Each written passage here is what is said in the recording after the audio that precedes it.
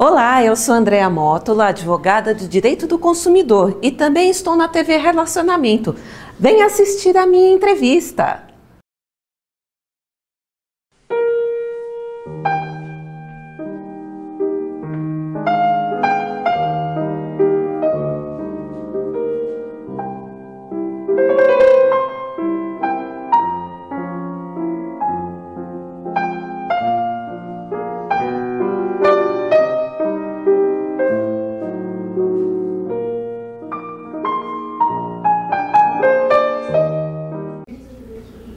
Olá, internautas! Estamos iniciando mais um programa Literatura e Prosa.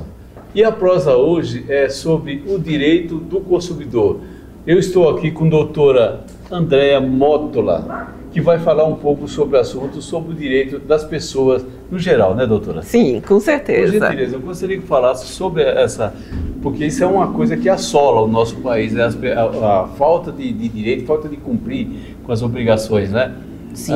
Não do consumidor, mas das entidades que... É verdade, realmente o Código de Defesa do Consumidor ele tem mais de 30 anos de existência, né? Mas nós percebemos que de maneira geral as pessoas ainda têm dificuldades de identificar os seus direitos, né? Exatamente. E fazer valer estes direitos, né? Sim, essa dificuldade que o pessoal tem está um pouco relacionado com a cultura também, não é? Sim, sim. Um ponto importante dessa dificuldade é que as pessoas não sabem quais são os seus direitos, né? E não sabem também onde pesquisar essa informação, né? Então, a população é carente mesmo de informação. De informações. Né? E de informação correta também, porque algumas das vezes as informações também que são passadas não são as mais corretas, as mais adequadas, né? Sim. Agora, nesse contexto todo aí, o mais prejudicado que a gente tem notado ultimamente é o idoso. Sim. Então, eu sei que a senhora tem alguma coisa para falar sobre a defesa do consumidor, principalmente sobre o idoso. Então, por gentileza. Exatamente. A pessoa idosa realmente tem sido alvo de diversas situações dentro do direito do consumidor.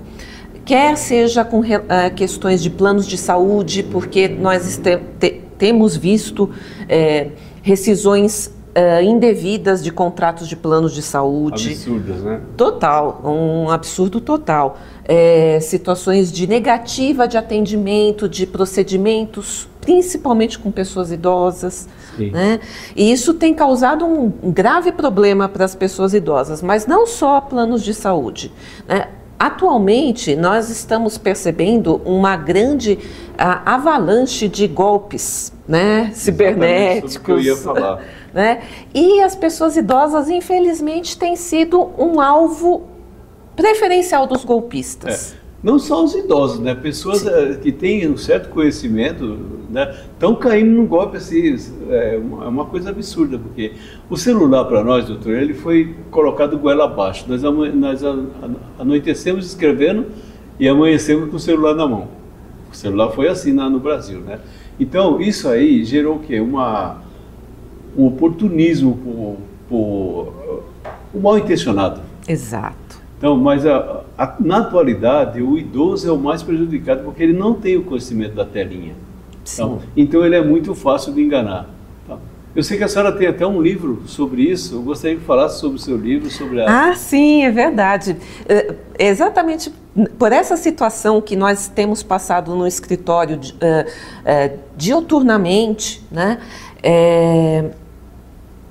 Eu recebi o convite de uma gerontóloga muito amiga minha, a Sueli Tonarchi, para encampar esse projeto, porque ela é uma pessoa ativista dos direitos da terceira idade, né, do envelhecimento, e ela sofreu, pessoas muito ao redor dela também sofreram problemas, golpes, e aí juntamos as nossas expertises. Isso, né? E isso gira em torno de quanto por cento, doutor, esse prejuízo que o pessoal está tendo? Olha, hoje em dia tem um seguinte cálculo, que pelo menos a cada 4 pessoas, pelo menos uma sofreu um golpe cibernético ou conhece alguém que sofreu esse golpe. E dentro desse universo, a grande maioria tem sido de pessoas idosas. Né? Então, nós buscamos essa população que está à margem das políticas públicas, à margem de um conhecimento, né? E aí fizemos esse livro, Golpes contra a Pessoa Idosa, né? Sim. Que é um livro que nós traçamos, então, algumas questões jurídicas e algumas questões sociais também, né? E tentando aqui ajudar as pessoas idosas a não cair nestes golpes, identificar estes golpes. Sim. E se eventualmente a pessoa já caiu, saber como agir, né? A quem procurar, Isso. Como buscar ajuda, né? Olha, gente, Golpes contra a Pessoa Idosa. É um livro que não só a pessoa idosa deve ter, mas os filhos dos idosos, os parentes dos idosos, porque os idosos mesmo, eles não vão conseguir absorver isso aqui. Então, os filhos é que precisam absorver. Sim. E orientar. Agora, o difícil é você achar a família, estou preocupado, vou ler o livro para você. É muito difícil. Até porque eu creio que seja de uma linguagem fácil que as pessoas possam ter um acesso. Sim. Né? A nossa preocupação foi essa, de fazer um livro de fácil leitura, inclusive até manuseá-lo é fácil, as letras também são letras um pouco maiores, isso, mas é um livro fácil de ser compreendido. Eu não usei juridiquês, só em situações muito específicas. Eu acabei colocando um ou outro termo, mas eu não usei juridiquês no livro, tá? Né? Muito fácil de ler. A linguagem advocatícia a gente não conhece. Não. Eu mesmo não conheço, eu converso com advogados, se não fizer a nossa linguagem, pronto, né? Agora, doutora, falando em relação a tudo das leis, a OAB, todos os advogados do Brasil, eles não conseguem produzir leis que possam ser imediatas para combater isso? Olha, inclusive, até no livro nós temos algumas sugestões de legislações que estão na Câmara, estão no Congresso tramitando. Aí tramita muito tempo. Esse é um problema, né? Inclusive, nós estamos pensando em alguns projetos, né? Exatamente para dar força, alavancar essa discussão aí com talvez algum projeto de lei de iniciativa popular, alguma coisa que venha com mais força para aumentar a pena para esses crimes. Isso. Né? Tem um outro projeto muito interessante de considerar o idoso como hipervulnerável, que daria uma maior proteção. Seria uma maior atenção para ele. Né? E tudo isso está parado. Né? Então a gente precisa mesmo da força da sociedade para empurrar isso. Exato. Agora, a nossa lei é da época de Getúlio Vargas, né? Então ela está retrógrada demais agora. A pessoa que, por exemplo, a nossa entrevista aqui é muito interessante, as pessoas dizem. Agora, reportagens de TV e tudo, na hora que eles passam algum programa instrutivo, passa 4, 5 horas da manhã. Nessa hora o cara está chacoalhando no trem. Sim. Para ir trabalhar. Então o pessoal não tem o acesso que deveria ter. Sim. E durante o dia a programação deixa a desejar. Muito. Agora o conhecimento dos advogados, se não fosse o advogado, aí de nós se não fôssemos os advogados para orientar. É verdade. Né? Porque é um absurdo que se faz isso. Ele fala assim, não, ele saiu pela porta da frente. Sim. Eu matei. Não, mas eu não posso te prender porque amanhã é feriado. Sim, isso. Então, quer dizer, são coisas que deveriam ter mudança imediata, não é? Não, vamos esperar. Não tem que esperar.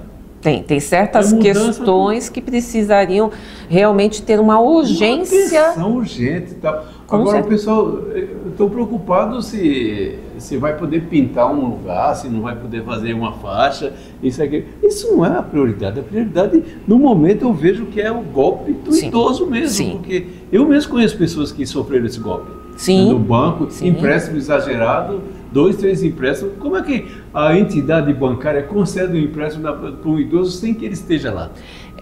E acontece uma coisa interessante, que muitas das pessoas falam que elas tentaram fazer algum tipo de operação bancária e o banco não deixou e o golpista consegue. Por quê? Na minha modesta opinião, está mancomunado com alguém. Né? Não, nós sabemos que, infelizmente, essas quadrilhas, né, atuam em várias frentes, inclusive, por vezes, até infiltrando pessoas, né, dentro com situações escusas, nós sabemos que existem. Sim, né? Infelizmente a gente sabe, né? Então, mas assim, depois de tudo que a senhora falou, doutora, o que a senhora acha que poderia mudar de imediato para a situação do idoso? Que continua acontecendo todos os dias, né? Sim, com certeza. Eu entendo que 3 providências seriam, assim, 4, vamos dizer assim, seriam as providências mais urgentes. A primeira seria considerar na legislação trazer essa proteção maior para a pessoa idosa, ser considerado como hipervulnerável, porque isso vai ajudar na questão dos golpes, mas também vai ajudar na questão de planos de saúde, vai ajudar em várias outras demandas que o consumidor idoso utiliza, né, precisa e tem os seus direitos violados, então isso ajudaria. Então essa é uma demanda urgente. A segunda demanda urgente, eu entendo que seria um endurecimento das penas para os golpes praticados contra as pessoas idosas, aumentar, realmente ter um empenho maior, empenho maior, né? O endurecimento dessas leis, então, seria um outro ponto interessante. O terceiro ponto seria investir em programas de educação que poderiam ser via televisão mesmo, mas via rádio. Para o idoso? Para o idoso. Mas será que ele acompanharia? Não, mas aí seria, por exemplo, essa propaganda, né? A propaganda que é feita muitas vezes para questões desnecessárias, né? Que é propaganda do governo só para dizer o que fez, o que deixou de fazer, e a gente nem sabe, né? Efetivamente, mas uma propaganda voltada a cada semana um tema de interesse do idoso e fazer isso nos horários nobres, circular 6 horas da tarde, 8 horas da noite, né? Em horários nobres, à tarde, um horário, vários horários, né? Isso. Agora me diga, há casos, eu sei que a senhora tem conhecimento, de pessoas, por exemplo, o idoso sofre um golpe, aí a família vai e interdita ele para banco, essas coisas assim. Isso é certo fazer isso? Não acho justo, não acho certo, porque a grande maioria das vezes não houve um problema de cognição da pessoa idosa. Exato. Qualquer pessoa poderia cair naquele golpe. Risco, exato. Já vi vários casos. Não é só direcionado ao idoso, qualquer pessoa pode sofrer isso. Não, eu já vi vários casos no escritório de pessoas jovens, inclusive, que caíram também. Então, a questão não é a pessoa idosa que realmente ela é mais vulnerável, mas ela está plenamente ciente, capaz, pode usufruir. Das faculdades mentais normais, né? Normais. O que a gente normalmente orienta é que a pessoa da família também tente orientar a pessoa idosa, né, no sentido de evitar clicar em alguns links de WhatsApp. Exato. Né? São orientações básicas que a pessoa poderia falar, que já ajudariam muito. Então, a própria Bíblia diz, o amor ao dinheiro é a raiz de toda espécie de males. Né? Agora, o idoso, ele vê lá a possibilidade de ter um dinheirinho a mais, ele se emociona. Sim. E a facilidade que eles dão é tanta que vai assim, eu vou fazer. Sim. Clicou um botãozinho, pronto, acabou. Sim. Ele já está compromissado. Exatamente. Eu acho que esse é um ponto importante de passar essa informação, de evitar que as pessoas cliquem em links mandados pelo WhatsApp, pelo SMS, que na dúvida espere chegar alguém da família para verificar se aquela mensagem é uma mensagem verdadeira. Mas tem nada é feito assim. Tem uma questão bem interessante. Qualquer mensagem que diga que é urgente, que precisa ser resolvido urgentemente, deve ter um golpe por trás. Sim. Né? Agora tem outro problema também, doutora. Que o idoso chega, o filho fala assim, eu recebi uma mensagem aqui, e eu queria que você visse para... depois eu vejo. Esse depois eu vejo faz com que o idoso mesmo tente resolver. Isso é verdade. Esse tentar resolver, é aí que ele cai no golpe. Exatamente. E aí é uma situação que as pessoas precisam entender que, como familiar, precisa dar esse apoio. Né? Tem que ter o apoio, tem que ter a orientação da família, porque o idoso... Eu sou idoso, considerado idoso, estou com 66 anos. Então, às vezes eu falo... idoso, tá? Muitos são conscientes, mas muitos eles estão, né? Sim. Eu vi, inclusive, o caso de uma senhora de 75 anos que nunca tinha mexido no celular, né? E caiu num golpe do falso consignado, né? Exatamente nisso. Deram um celular só para ela entrar em contato com a família. Na hora que ela viu uma mensagem, ela achou que era e caiu no golpe. Agora, nós estamos nos instantes finais da... Sim. Eu gostaria que a senhora falasse, desse uma orientação e passasse as suas redes sociais, que as pessoas vão se interessar em saber, procurar saber sobre essa entrevista. Então, dê uma orientação, um aviso. Sim, com certeza. Eu gostaria de dizer para todas as pessoas que o cuidado com a pessoa idosa, ele inicia com a família. Então, vamos prestar mais atenção nos idosos da nossa família, ajudá-los nessas dificuldades, tentar ensinar, inclusive, né, a usar o celular de uma maneira mais segura. Né? E se ele tiver alguma dúvida, não deixa para depois. Tenta resolver naquela hora, porque daquela dúvida pode surgir um problema muito maior. Né? Passe suas redes sociais, por gentileza. Sim, com certeza. Podem me encontrar no Instagram, Andrea Mótola ADV, ou no Facebook, Mótola e Medeiros Advocacia. Muito bom. Gente, eu conversei aqui com a doutora Andrea Mótola, especialista em defesa do consumidor. Doutora, obrigado pela sua presença aqui. Eu que agradeço. Eu agradeço muito por tudo isso, tá ok? Muito obrigada. E assim encerramos mais um programa Literatura e Prosa. Obrigado, grande abraço, até a próxima.